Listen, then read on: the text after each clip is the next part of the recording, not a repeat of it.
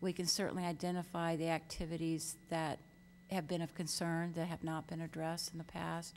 And any of those, I welcome you to make sure that I'm aware of them. I'm aware of a couple from Councilmember Crane, and any that you have a concern about that aren't currently appearing on our radar screen, please let me know about them. But I am extremely sensitive about the current economic situation and what the priorities for the city and the city staff with our resources are going to need to be, especially for 09-10. So I just want to remind you that I'm going to make that an integral part of the decision-making process for the budget, or at least to offer the council as much opportunity as I can to make decisions based on priorities and talk about them as we go through that process. So just to keep that in the back of your mind. And that's the reason that we set up this ASR the way we did, to say that rather than trying to make those priorities right now in the absence of the discussion of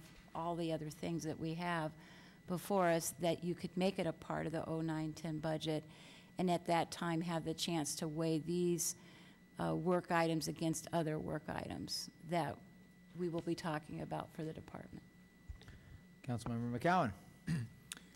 Well, I think we could do some prioritization tonight, and I think there are different levels of urgency regarding some of these. To me, the items I mentioned initially, the mobile home park, rent stabilization, and utility billing, are items that we should prioritize, and that we should, I believe, give direction to the city attorney to review what's out there in the form of rent stabilization.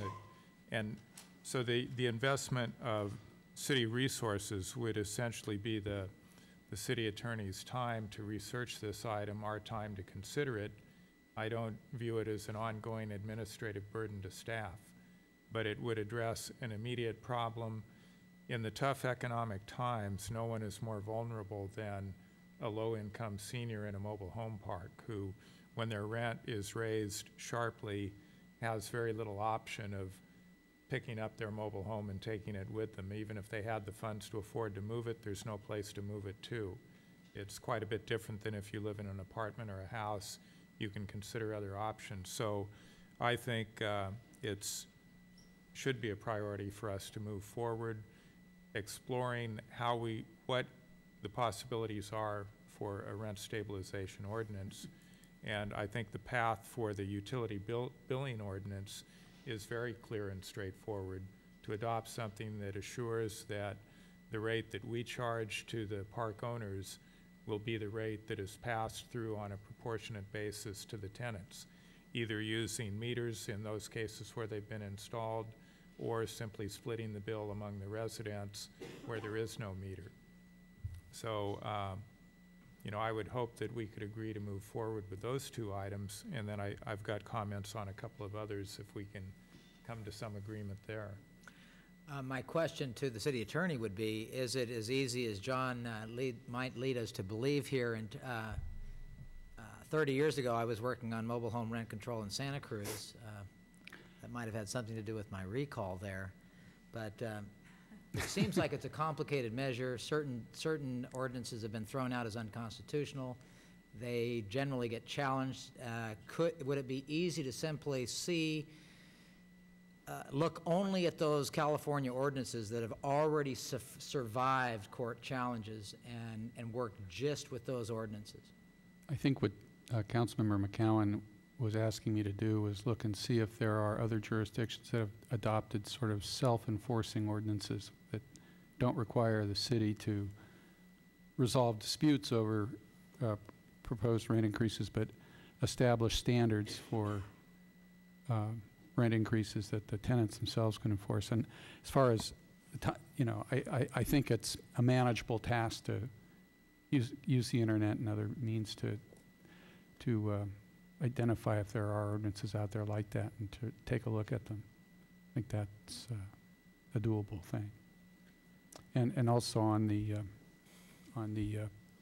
meters and pass-through ordinance.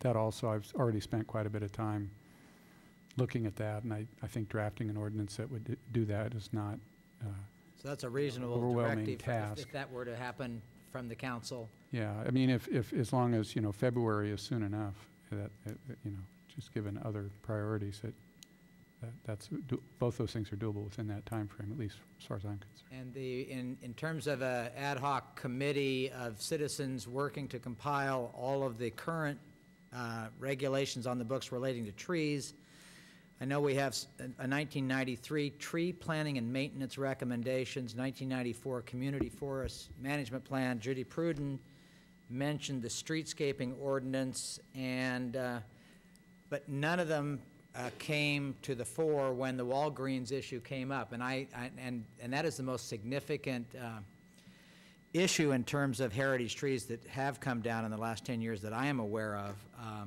But those three existing standards, guidelines, or ordinances didn't come to play when we were looking at the trees there on Hospital Drive. So what would be the process, the quick, easy, and staff-free process for setting up such a tree committee and inviting persons to participate? I'm concerned that if you set up a committee that's composed of people, whether you call it an ad hoc committee or not, it will be subject to the Brown Act, so there will be some agendas and noticing that will be required when they hold meetings. Councilmember Roden. Well, can't we just say that we sort of, what's the word, bless a group of citizens to do, that we say, I think if a group of citizens decide to meet as a group to do that kind of thing, and they want to invite city staff to attend a meeting or invite city council members to attend a meeting, and they're not formed by official action of the city council, then I don't think the Brown Act would apply. We're open to hearing what a group of citizens have to recommend. Right. They have interest and expertise in a particular area, and we're open to hearing, and it's no more formal than that. Right. If the committee's not formed by formal action of the city council, and you're not dictating what the composition of the committee is and so on, and it's just a matter of a group of citizens choosing to meet and to explore that issue and provide information, and even if they want to invite staff or council members to attend their meetings, then you shouldn't have a Brown Act issue. So that was my suggestion. Councilmember McCowan. And another option potentially would be for the city council to appoint an ad hoc committee consisting only of 2 council members who could then meet with whoever they chose, as long as those other members were not formally part of the committee. That's right. If you formed an ad hoc council committee for a specific purpose, a short-term committee composed solely of city council members, that would not be subject to the Brown Act. So that might give it a little more form, and I think we've had council members Roden and Thomas indicate they'd be willing to serve on such an ad hoc committee, if I recall. That's fine. I didn't suggest myself, but I would participate. It's fine. So are we ready for some kind of formal direction at this point? On any of the topics that have been mentioned so far? I think we do. Councilmember Crane. Well, I was just about to move the recommended action, but I don't know if that's appropriate at this moment. Well, I think that wouldn't include, other council members didn't comment on Mr. McCowan's suggestion of a rent stabilization and sewer, charges. Which is why I didn't move it. Oh, I thought you were suggesting that you were about to move that. I was about to, and then because of the points that Mr. McCowan made, and what you spoke to, I didn't make that motion, but I was ready to. So yeah, that's where I am. So what will you move? Well, Want to move something? No, but it's a hint that somebody else could try. Well,